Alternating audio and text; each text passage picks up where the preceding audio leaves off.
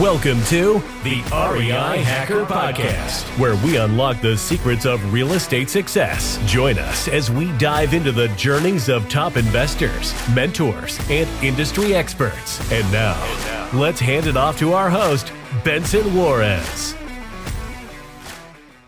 Welcome, everybody. Thank you so much for being here on this edition of the REI Hacker Podcast. My next guest is Jonah Korchin.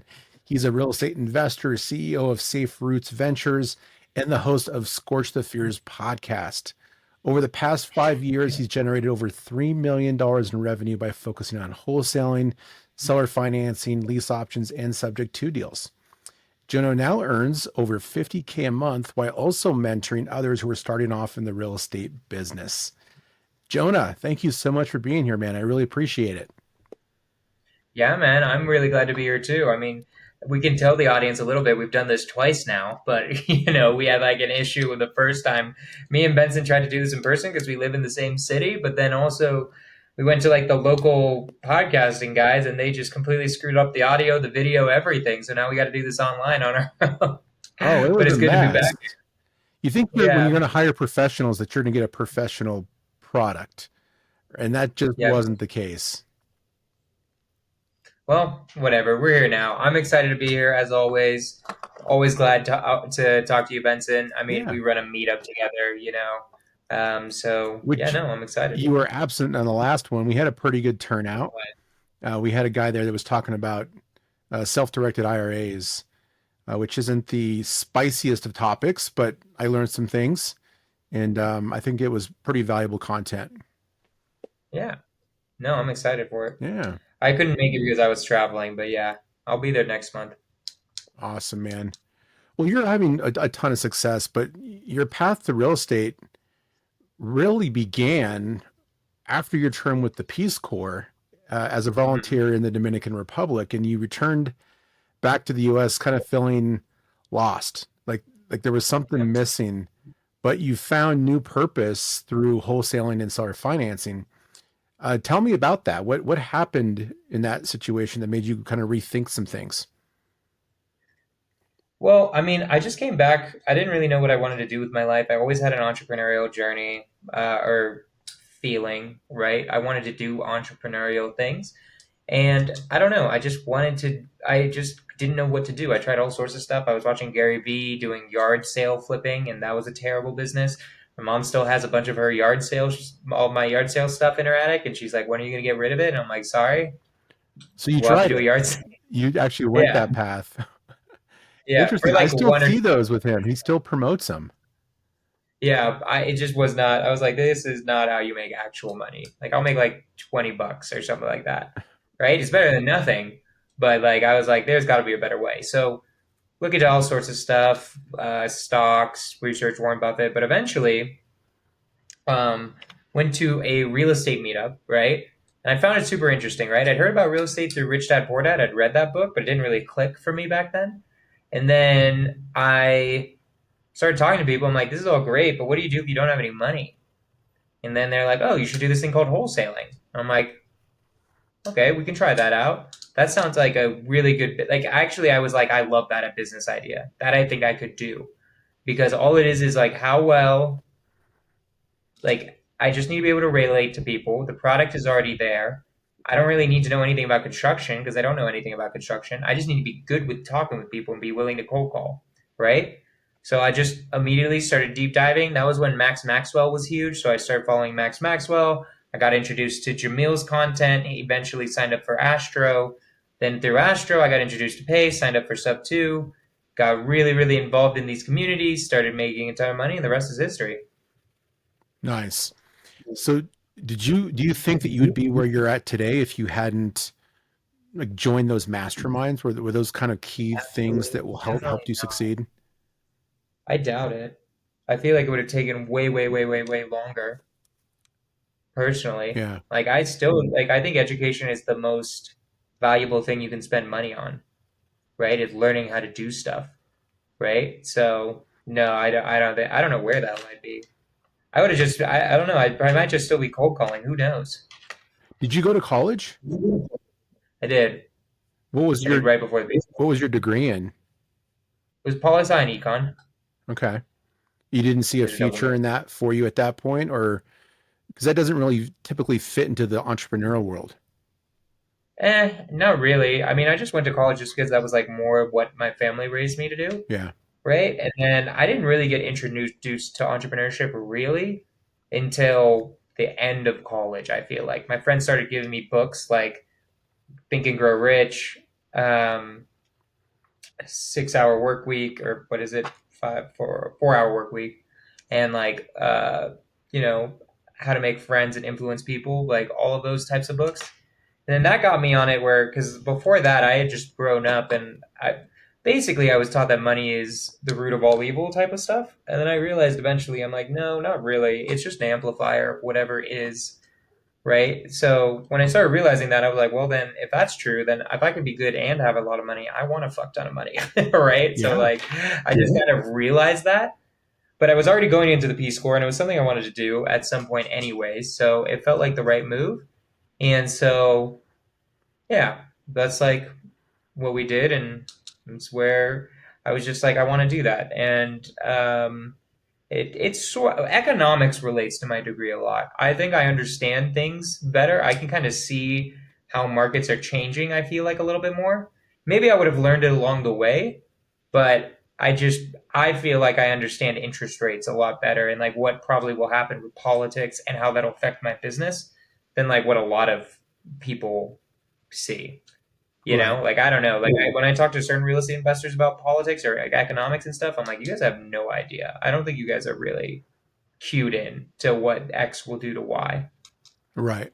So, But you mentioned yeah, earlier, and I think it's a good point, that if you just get on the phone and talk to people, like you don't really need to know a lot of the other stuff. Like it's sort of irrelevant when you're looking on a deal by deal basis.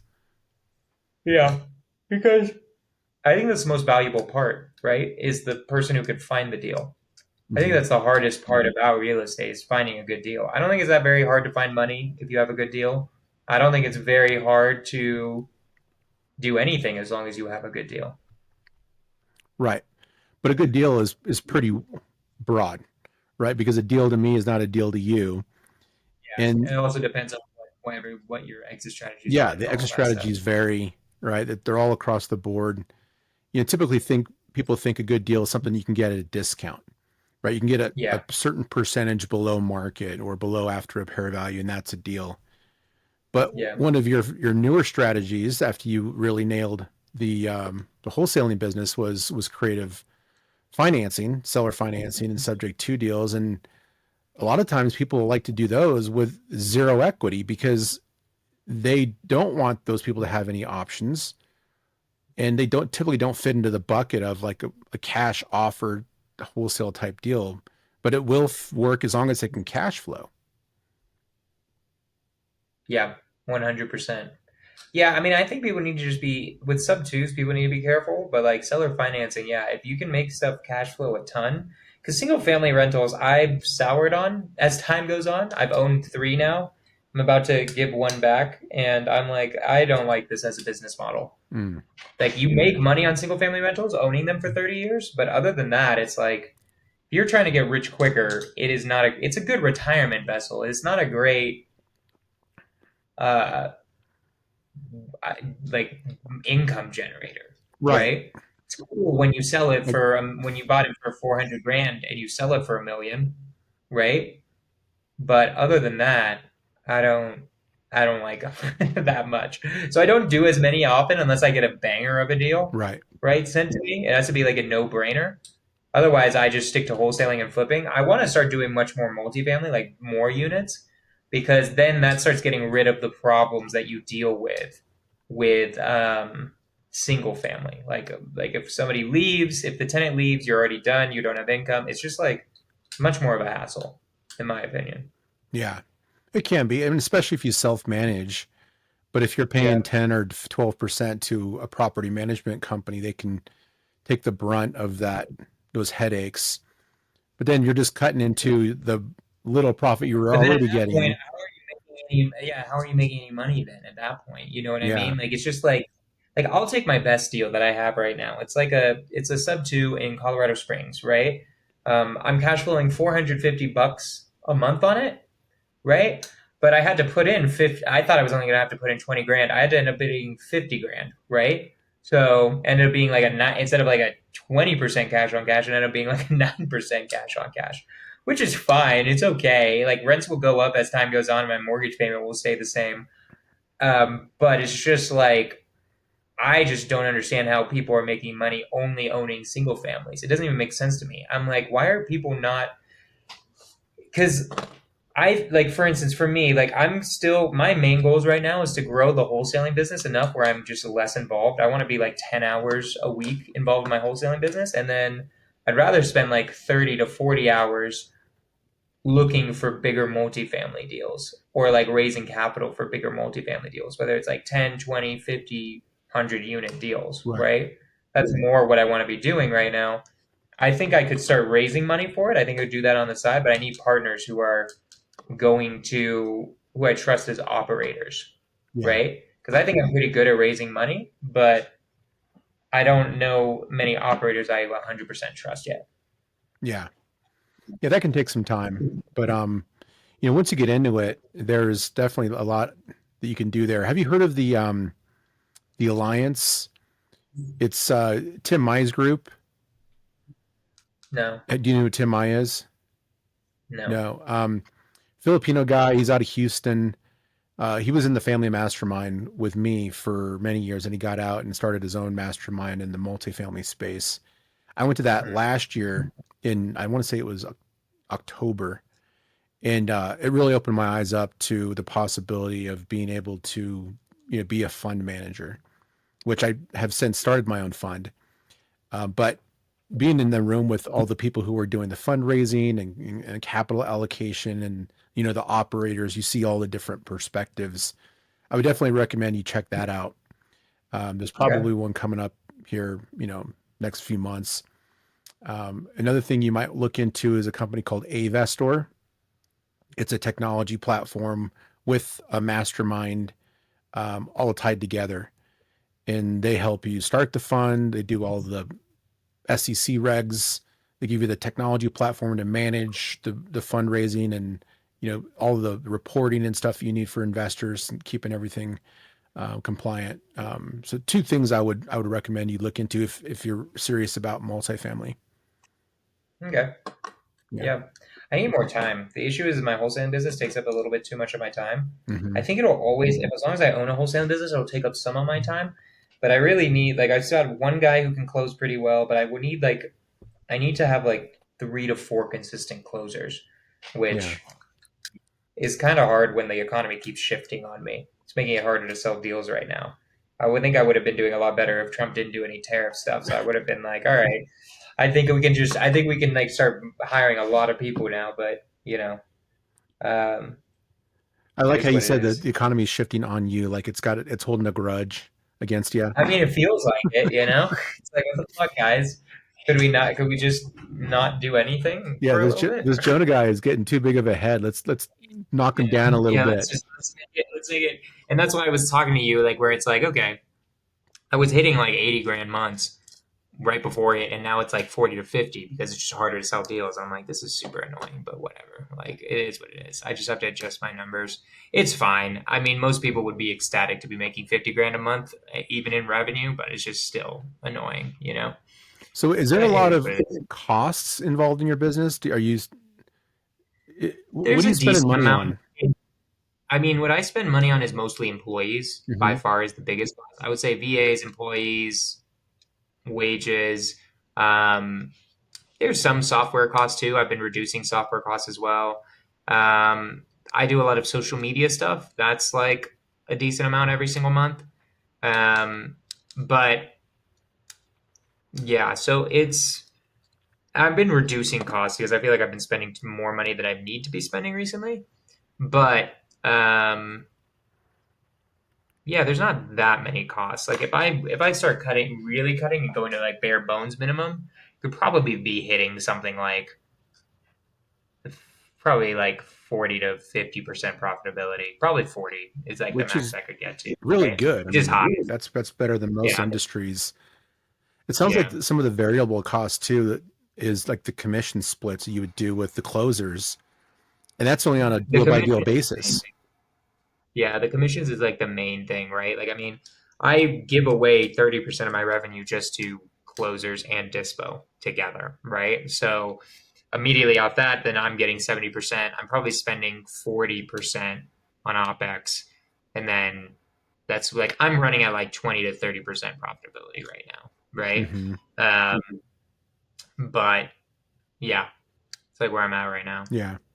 I could try to get it to 40, but I'm more interested in expanding and like in decreasing the profit versus um like I'd rather have it at like 10 or 20 for a bit until I get some really good closers too. But like yeah, that's like what I'm working on. So you're talking how the economy is affecting your ability to sell deals, but won't it help you generate more leads if there's more people that are potentially in distressed We're in a weird situations? spot. The thing is it's like okay, the thing with wholesaling is like it's much better if everyone thinks the economy is shit or everyone thinks the economy is great. It's really annoying when buyers are scared, but sellers are like, "What? Like, come on, you don't need it that much lower, Right. right?"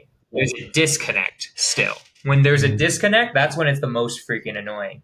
So theoretically, yes, if it starts getting really bad, it actually will be helpful in the sense that it'll just be because then everyone will. Whenever if everyone's freaking out, it's helpful. But like and it's really helpful when everyone is super happy too, but it's hard to get in the middle, Right. right? So just kind of depends. Well, you mentioned three scenarios. Yeah, everybody thinks it's bad. Everybody thinks it's good. Sellers thinks it's bad, but buyers think it's bad, but sellers think it's good. The ultimate would be if you flip that. Sellers thinks it's bad, but buyers thinks that it's good. And I Yeah, don't know how we get there. that's like that lasts for about 1 month usually, basically. The only time I think that's ever happened was right when COVID, right, not right when COVID happened, but right after, I remember right when I started this business, right after the election, I think it was like that. Mm. Right when Joe Biden got elected, just because elections always slow down business. But then he got elected, and then COVID, everyone is realizing, like, wait a minute, real estate's actually doing great. I shouldn't be afraid, even if the world shut down. I had that for like a month, and then everyone realized it was good. It doesn't take sellers very long to realize their house is worth a lot more. It's Right. they're very on it. They want to sell their house for a really high price if possible. So, um, yeah, and it's just eventually sellers realize too. They just want to like it just takes longer. So I think it's going to take like we'll see because the issue is also like buyers are scared, but even I can't tell if we're going into a recession or not, or like how much tariffs are really going to affect everything. Right? It might not affect it that much, or it might affect it a lot. Right? My prediction is it's going to eventually affect it a lot, but I don't really know. Right? It's kind of hard to tell. It's just so much psychology. It's all psychology in my head. Like I feel like building costs are only going to go up 25%, but then everybody's psychology is going to get worse, right? Right. Because also when people hear the news, they're like, "Ooh, I don't know if I should buy right now. Maybe I'll lose my job. I don't know." Like people just have when those thoughts start creeping in, that's when it's bad or harder. Yeah, it reminds me back after the last recession in 2008 and 9. And I remember after that, everybody was like, man, I wasn't prepared for the last downturn. Next time I'm going to be ready. There's this whole set of people that are ready for the downturn this time. And so they've been getting better at raising money, parking money away, getting their skills kind of refined. And so if there is a downturn, there's this whole set of people that are like, yeah, I'm going to be ready this time. Are you hearing that? I mean, maybe. I'm like curious. Not really, to be honest. I mean, like maybe I feel like people say that, but then when like a real downturn hits, I don't know how many people are actually that resilient, right? Feels a lot better if you're sitting on a lot of cash, but then what happens when your house goes down or whatever you bought goes down another 20%, Right. You don't right? know where After the you bought. bottom is. Yeah, the question is like how resilient are you? Is my head. So I don't know. And also flipping is not really that. Like those types of people are buy and hold people. Flipping, it's like it's pretty dependent on what prices are going to be in 3 months. You have to buy if you think prices are going to be lower, that's going to be very, very different than if you think prices are going to be the same or higher, right? Yeah. Like what you can buy stuff at.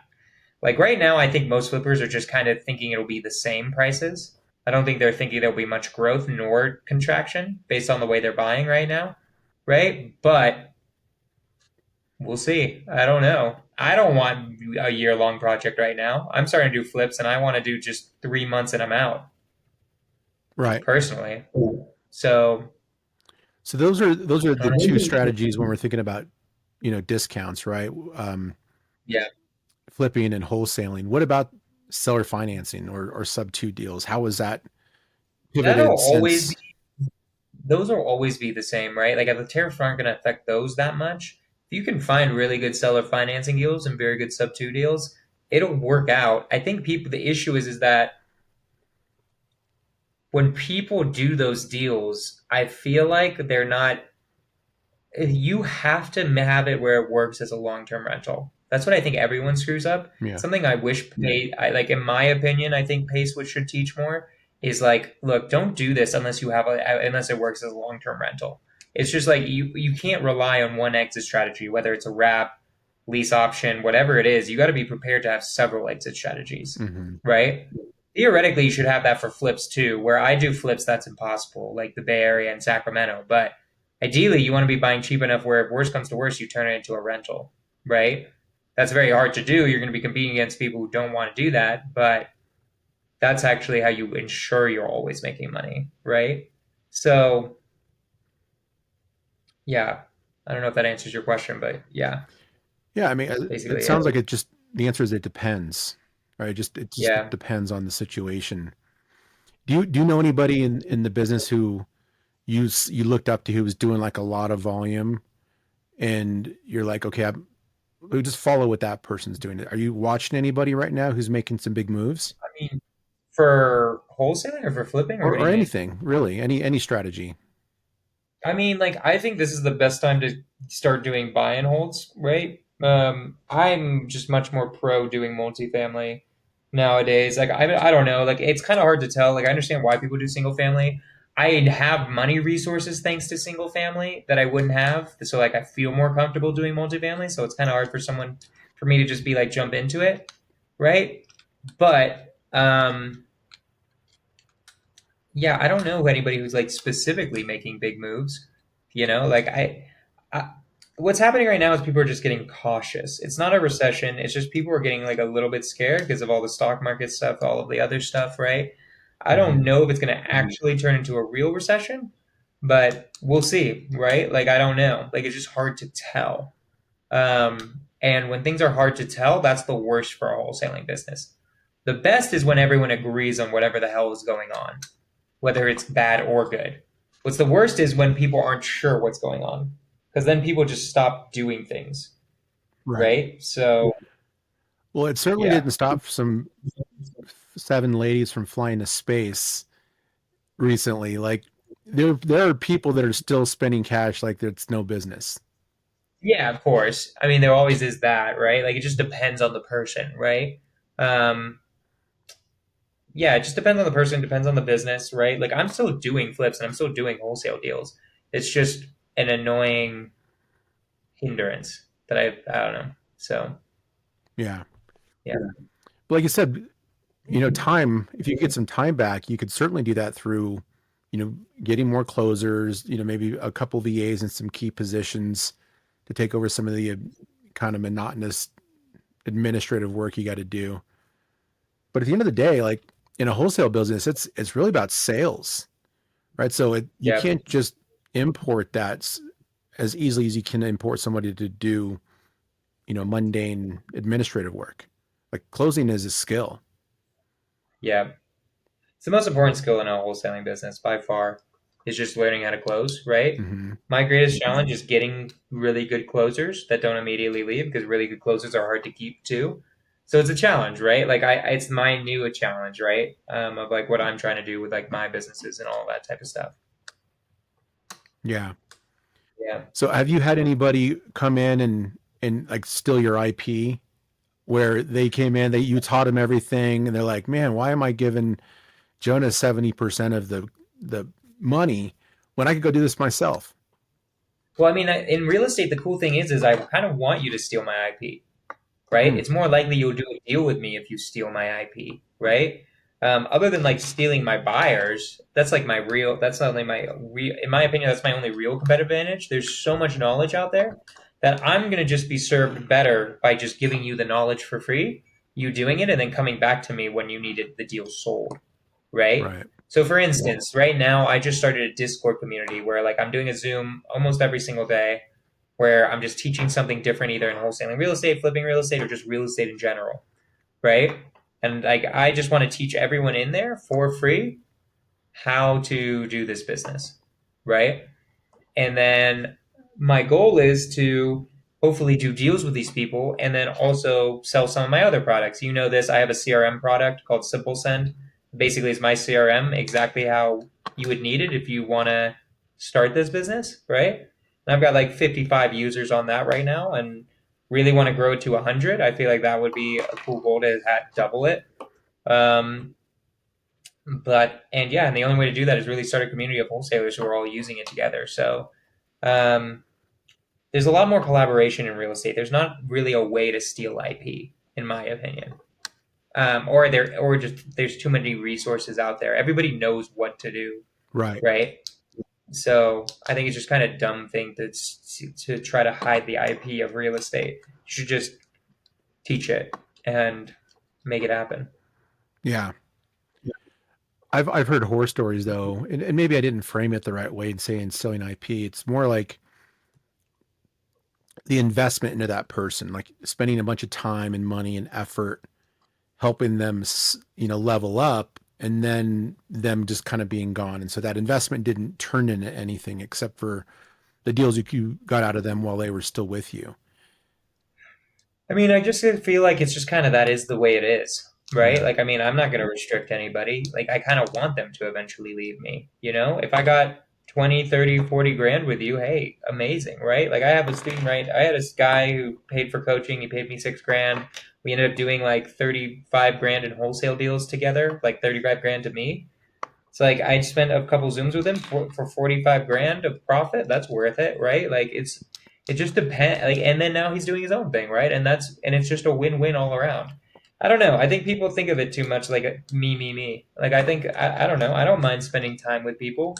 90% of people aren't going to do shit, but for the 10% that do, then it works out. Yep. So I think it's worth it, but you have to enjoy it, right? Like obviously you enjoy helping others. You volunteered in a completely different country helping others. But was there something that you've identified over the time period when you've been mentoring others that you realized was like a crucial piece of advice that, you were consistently sharing that really helped people? Just don't give up. You can't lose. You can't fail unless you quit. Mm-hmm. That's what I constantly want to remind people is like, as long as you don't quit, you haven't failed yet. You're just taking a momentary loss, right? Which like business owners are constantly doing, right? If you're in business, you're constantly losing and then winning and then losing and then winning, right? But you only fail if you quit. So that's the reminder I want most people to know. Is like literally like you can't fail if you never give up. Right? Mm-hmm. It's actually there's no way you don't end up doing a deal if you earnestly try in this business. But yeah, so just keep going. That's what I always say. You never know how close you are to the gold. Are there ever situations where it's a good idea for people to quit? Like they're just not cut out for it and they keep spending money and not making any money and they're banging their head against the wall and not having any success. Like maybe there's a time for them just to bow out and feel good that they gave it their best. Maybe. I mean, I just don't believe. I earnestly don't believe you gave it your best. I earnestly believe if you give it your best in real estate, you'll make some money. I don't know. I just think when we say bow out, that would in my head mean we quit entrepreneurship, right? It's very different to pivot, right? If you're like trying wholesaling and like wholesaling's not working, you're like, fuck it, let's do buy and holds, or let's do something else, right? Or not, let's not do real estate, let's start this company. I don't consider that quitting. I consider that pivoting, right? Okay. Really big pivot, right? So in my head, it's like, look, I can't understand every single person's life situation. Like, yeah, if you got kids and you have to feed for your family and it's just not working out, it is what it is. I just don't believe you that you tried your best. Like maybe I'm being an a-hole, but like I just don't believe you. I don't believe you put in 10 hours a day. Right. I think you were doing something else, right? And then if you're doing this while you have a job, okay, don't do wholesaling. Do just buy a rental every once in a while, or like I don't know, like lend out your money, right? I don't know. Like it depends on your definitions. Yeah. That might be the whole theme of this podcast is it depends, right? I think everything really just does. It just depends on the situation. It depends on the people. I'm pretty anti quitting though. Like I don't think people should do that generally. I just think you got to pivot. Yeah. I think you're right about that. Pivoting, I think, is a much better approach to it. And even if, they pivoted from, okay, entrepreneurship to, okay, I'm going to get a 9-to-5 job. Like, I don't know. I don't know if quitting really sums it up, right? There's just so many different ways to skin a cat in a situation like this. Yeah. But I mean, there's something about teaching that you like. Like, did you ever think you were going to be a teacher? No. To be honest, Yeah. I like teaching and I like helping out other people, but it wasn't like my plan to be a teacher. I still have my biggest issue is patience, and that's like usually a really good trait to have as a teacher, right? But it's why I'm not a one-on-one teacher. I like teaching like a classroom because then it's like there's an expectation that you only get so many questions you can ask, right? No, I didn't really think I was going to be a teacher, but I've just ended up being one just because I know I can help out so many people. So it'd be selfish for me not to. Yeah. Right. And when I realized it'd be selfish for me not to, then I just had to do it. So that's kind of one of your personal rewards that you've gotten from this whole process, because there's the financial rewards. You're making good cash and good revenue. You live a nice lifestyle. But there's some, less tangible rewards that you can get. The knowing that you're helping people is one. Is there another less tangible reward that you've identified that kind of gets you going every day? I love seeing people get their first deal. Yeah. It's very gratifying because then their light shines in their head of like, oh, I can do this, right? It makes it where they realize that like it is possible for them to also make money, and that's always a really gratifying feeling. Do you have a soft spot in your heart for a certain kind of person, like, a young person or, somebody who failed at something else? Do you resonate with a certain kind of persona? Anybody who's willing to do the work. I guess I resonate more with younger people who are just grinding super hard because that was more me. But even people who are older than me that I'm teaching, like it's pretty cool to see, of like trying to get a deal and stuff like that, and trying to make something, even if you are 65 or 7. I know some 70-year-olds trying to do it. And I just love that. Oh yeah. So no, it's pretty cool. I just think the whole business is cool. Yeah, about 8 years ago, I remember I was doing a lot of training for Privy, and there was this 90-year-old guy that would always show up to my trainings, and I would see him at the local meetups. And he just stopped showing up. So I'm assuming something happened, but he was consistent. And he was 90 years old and he wasn't quitting. And I just thought it was so inspiring. Yeah. That's awesome. Yeah. That's who I want to be when I'm 90. I want to keep learning and growing and doing things. Like, why not? I don't really understand the point of retiring. Yeah. I understand the point of retiring, but that's the 9-to-5 mentality, right? That only fits. I say only, it usually fits with people who are forced to go to a job and they're just looking to the point where they don't have to work anymore. And it's cliche to say that you're not working if you love what you do, but I think there's so much truth to it. Yeah, I 100% agree. What do you do when you're not searching for deals? Like, do you have a hobby or anything, or are you just sitting behind your computer hustling all the time? I rock climb, and I like hang out with like I've been waiting for summer. Winter I hate. With Hmm. summer, I'm gonna do a lot more camping. I think on weekends. I love doing camping and stuff like that, and going into nature and hiking. I'll But I go hate camping with winter. you. Yeah, that'd be fun. Let's do it. Yeah, I've been Um, looking for some reasons to go. So yeah, I'll go camping. yeah, no, it'd be fun, and like just that type of stuff, outdoorsy stuff. I mean, it's why I moved to Denver. That's what this whole place is known for, is outdoorsy stuff. I Hmm. really like doing that stuff. But I hate snow, so it's kind of like half the year I'm just inside grinding, and then once it's summer, I start, doing more of that type of stuff. But yeah, I'm not always grinding. Like I do enjoy life also, but I do like the work a lot. Yeah, you know what? You saying that reminds me that I've always thought you'd be the kind of guy that would like do homesteading, like a piece of land out in the wilderness, That's not me at all. raising your own crops, solar off the grid.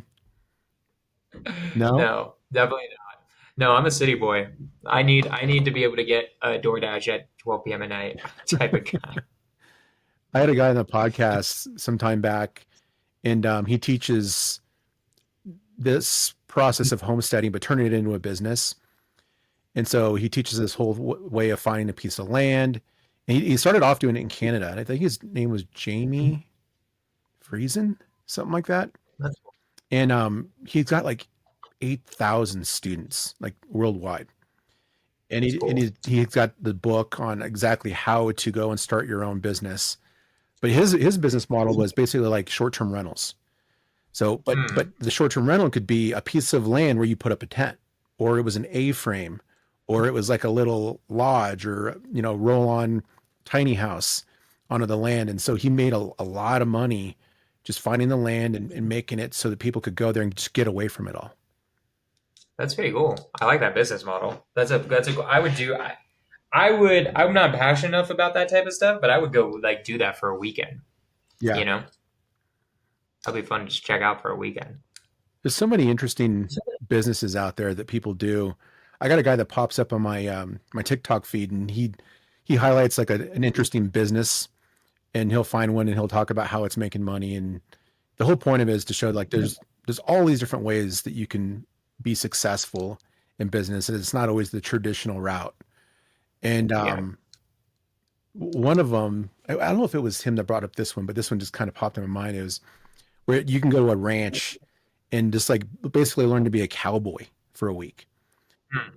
And you cook your food on fire, and there's That's cabins, cool. and you ride horses, and you learn how to feed livestock, and people are paying money hand over fist to go and pretend to be a cowboy for a week or a weekend. So it makes a lot more money than being a cowboy. Yeah. So makes Yeah, no kidding. So what's next for you, man? So are you going to scale this thing, your wholesale business? Are you going to start to shrink it and transition to multifamily? my goal is to get my wholesale business to 3 to 4 closers that are consistently closing, right? 1 or 2 dispos that I might just do it all throughout California, right?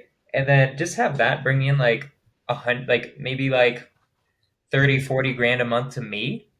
And then that's just a good enough cash flow. But that's just my lifestyle. That takes 10 hours of my day. And then start focusing more on this multifamily stuff, right? Hmm. For like actual real money, right? For like millions of dollars worth of money, right? I don't think wholesaling is a business that can be turned into a multi million dollar operation, other than Keekley's like the only one that I know of, right? And I just don't want to go down that journey. I just want wholesaling to be like a lifestyle business, and then I focus on buying bigger apartment complexes. Is like probably the way that I'm thinking of like getting richer, right, or getting like really wealthy. Yeah. So that I think is my goal right now, right? Um, But even in the so yeah, multifamily space, it's still a cash flow game. Even though it's more cash flow than a single family, it isn't life-changing money until you sell. the thing with multifamily though is like how those loans work is like most people sell within 5 years, right? And Right. then at the end of the 5 years, because it's like already a $50 million building or $40 million building, when it appreciates after 5 years, that's a significant amount of profit when you sell. Right. Well, like one single family after 5 years, maybe you're making like, I don't know, 80 grand, That's even maybe too 100. much. Yeah, Yeah. probably, right? Like, I don't know. I haven't even owned a single family for 5 years. So, like, I don't even know. So, like, it's actually a significant more amount of profit and appreciation that you're dealing with because it's at such a bigger scale.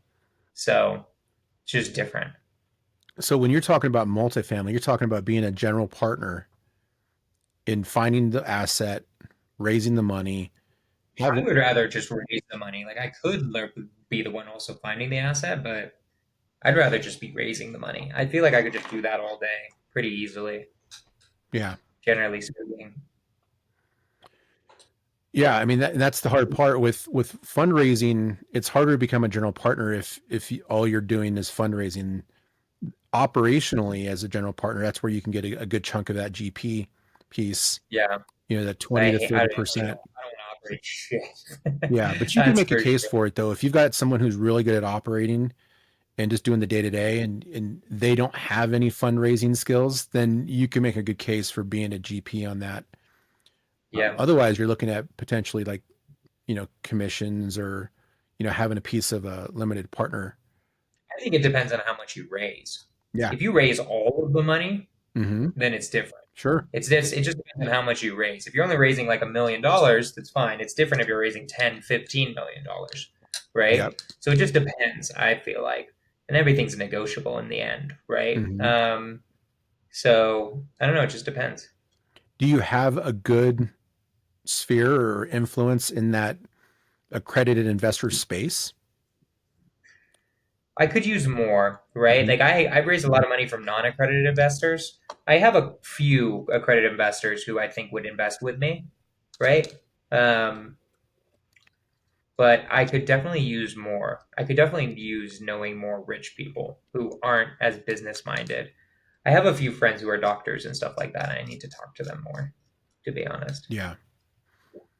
Yeah, I would definitely, if you're looking at a way of, transitioning into that at some point, like start planting those seeds now, because you Yeah, don't want to go to them when you need the money, right? It's like yeah, start building those relationships and talking about what you're working yeah. on. And then when you get that deal that you can fundraise for, then it's easier to go to them for cash.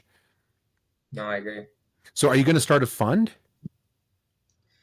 No, what I think I'm going to do, at least for now, right?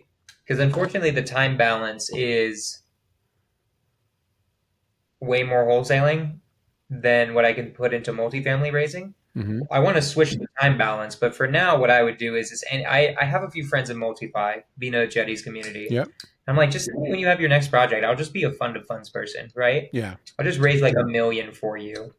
And I don't need to be a general partner right now. I'd rather just watch you guys and how you guys do it and get some piece of the pie just for doing that and then see what happens, right? And just start learning that way, right? Well, I was going to So, say fund of funds could be a way for you to go, because then you don't have to be an operator. You can have a fund that you start where you're a GP on a fund of funds, but you don't have your own deals. You just invest in other deals. yeah, that's like probably what I'm going to be doing for now, right? I don't really need all the stress of like doing my own deals fully, Mm-hmm. right? And not really I don't really feel like I have the right partners anyway. So I'd rather just raise like $1 million here and there for other people's deals at the moment. Because once those deals end too, then I can use those for my own deals as well. Yep. Right. So starts building the credibility without as much of the pressure. Yeah. No, I think that's a great approach. It's a good way to get Yeah. started. That's kind of the approach I'm taking too, is even though I'm looking for assets as well. I've got an offer in on a new one in North Dakota that's twice as big as the previous one that I had to back out of a few months back. But and I do have those boots on the ground partners that will be the operators. And so I think on this deal, if we can finalize it and due diligence goes okay, that I would be doing something similar to what you're talking about, where it would be, Are you in contract already? we have an offer in. So Okay, but they haven't accepted it. now there's a $900,000 price reduction we asked for. Um, Okay. and so we're still negotiating, Okay. but it's, it's a good size deal. It's not big for Colorado, but for North Dakota, it's a good size deal. How many units is it? 55 units, That's not bad. and then 12,000 square feet of commercial on the bottom. Hmm. Well, let me know, dude. Maybe I'll just raise money for your deals. Yeah. Yeah. You I need mean, we can talk about that. I mean, there's always a way to slice a deal up where it makes sense. And, you know, I know that there is some cons to, who's in the presidency right now in certain people's minds. But one of the things that people are benefiting is these areas like North Dakota where they're, looking for oil. Yeah. There's a boom and there's a housing shortage in a lot of these little cities up in these oil and gas communities where they're going to need a ton of infrastructure, and housing shortages in those areas are going to be a big opportunity for real estate investors. Yeah, no. Yeah, no, let's make it. Yeah. No, Yeah. I'm excited, man. But yeah, like I need to like get it more out there that I'm looking for operators who have deals. Because I already have a partner who wants to invest $1 million with me. Then I've got another guy who wants to it's just, yeah, it's just, I need more, I need to raise more money, but I also need to just find more deals. I feel like, Yeah. Volume. yeah. Awesome. Well, how can we help you, man? Like what do you need help with? I mean, we're gonna have What some I people want, listening to this, right? If you guys are good at sales, you know how to close deals, like reach out to Jonah. what Um, I want is I want more people to join this Discord community I'm creating, to be honest. okay. If you're interested at all in wholesaling, I'm going to send you the link. I don't think you can post it anywhere on this thing, but I'll We'll put it put in it the in the show chat. notes. It won't be here. This isn't going out live. So we'll put it in the show Well, notes. I put it in the studio chat. Okay. I don't know if you can see that, but that's the link to this Discord community. I just teach wholesaling for free. I teach flipping in there, right? I'm starting to teach private money stuff. So if you're interested in any of those, just come in. I'm going to have people doing stuff, going over projects, all of that type of stuff. And yeah, I'm just trying to grow the hell out of that right now. That's probably the best thing you guys could help me with is just join that community if you're at all interested in learning real estate for free. Yeah. Who doesn't want some stuff for free? But Yeah. you get what you pay for, right? So how are you over delivering on value if it's free? It's a good point. I mean, like, I am right now, to me, I just want to grow a community, right? Whether it is free or not. It's how Pace started. He used to just teach people for free and just do deals with people in there, right?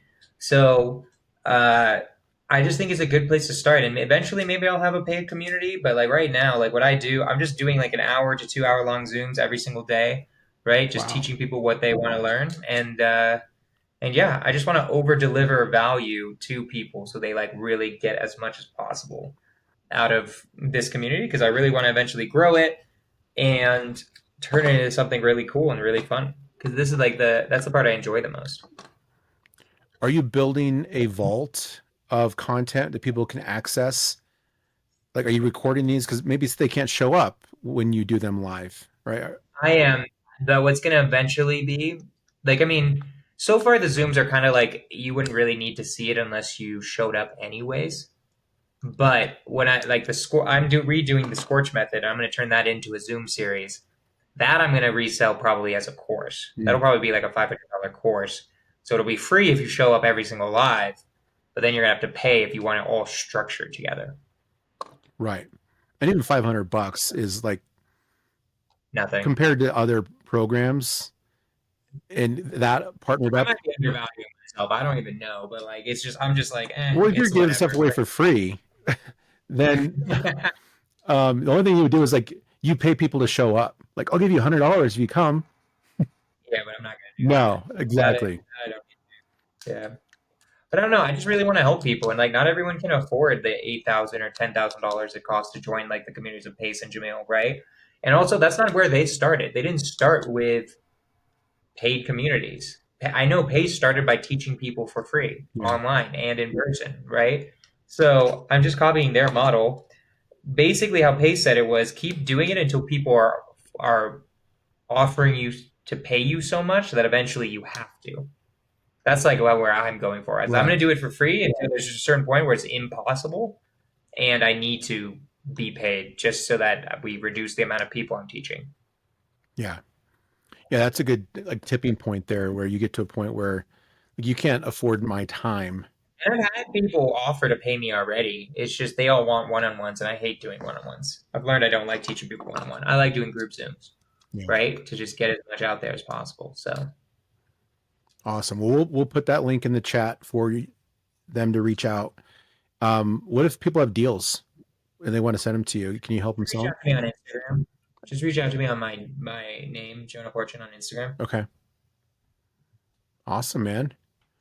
Well, dude, this has been great. I'm glad we got a chance to catch up. Appreciate you Yeah. taking time to kind of show us behind the curtain a little bit and give us a sense of, what you're working on and what you're excited about and what keeps you going. I think our audience is going to like it. Yeah, man. I appreciate you having me on as always. I can't wait to see you soon. And yeah, man, I'm excited for Camp It. And also let me know about these North Dakota deals. I will. I'll reach out, especially if we get under contract. But at that point it'll be fundraising and due diligence. So Yeah. yeah, I'll definitely let you know. Cool, man. All right. Awesome. Everybody, thank you so much for listening to this edition of the REI Hacker Podcast, where we talk to awesome dudes like Jonah here who are moving and shaking in the real estate business. We talk about entrepreneurship and business and just really anything having to do with generating some cash and changing your future. So thanks for listening. We'll see you guys next time. Take care. Bye.